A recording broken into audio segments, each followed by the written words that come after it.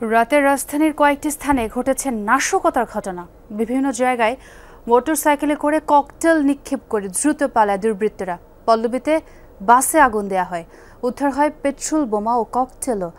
নাশকতার অপচেষ্টা প্রতিরোধে রাতে শহর জুড়ে কঠোর অবস্থানে ছিল আইন শৃঙ্খলা বাহিনী।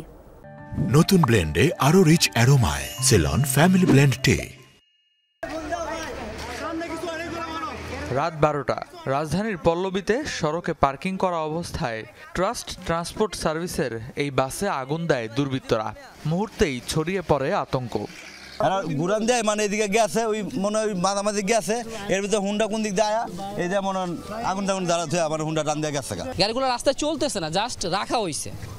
এই রাখা গাড়িতে, বন্ধ গাড়িতে যদি কেউ অগ্নিসংযোগ দেয়, মানে তাদের চাইতে মানে খারাপ নিকৃষ্ট মানুষ আর হইতে পারে না। দলের সাথে আমরা ইনভলভ না, আমাদের ক্ষতি করে তাদের কি লাভ? কোন দল আসলে আমাদের দেবে? আমাদের জীবিকার জন্য আমাদের কি দিবে? আমাদের মোকাবেলার জন্য কেউ দিবে? আজকে আমার গাড়ি চলে গেছে, আমার সরকার হকার দিবে? আমার কি আমার জীবিকা তুলে দিবে? আমার এই গাড়ি পিছে আমার ইনভেস্ট লোন করা আছে 40 লাখ টাকা, আমার দিবে সরকার? দিবে না। শুধু পল্লবীতে নয়, রাতে রাজধানীর আরও কয়েকটি এলাকায় ছড়িয়েছে সহিংসতার আগুন। ধোলাইপাড়েও একটি বাসে আগুন দেয় দুর্বৃত্তরা।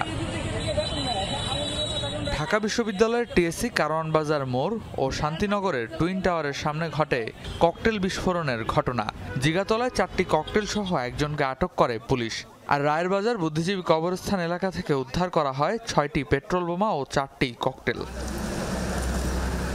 বিভিন্ন জায়গায় মোটরসাইকেলে করেই ককটেল নিক্ষেপ করে দ্রুত পালায় দুর্বৃত্তরা। তাই নাশকতার আশঙ্কায় গুরুত্বপূর্ণ এলাকাগুলোতে টহল দেয় আইন শৃঙ্খলা বাহিনী। রেদওয়ান আহমেদ, যমুনা নিউজ, ঢাকা।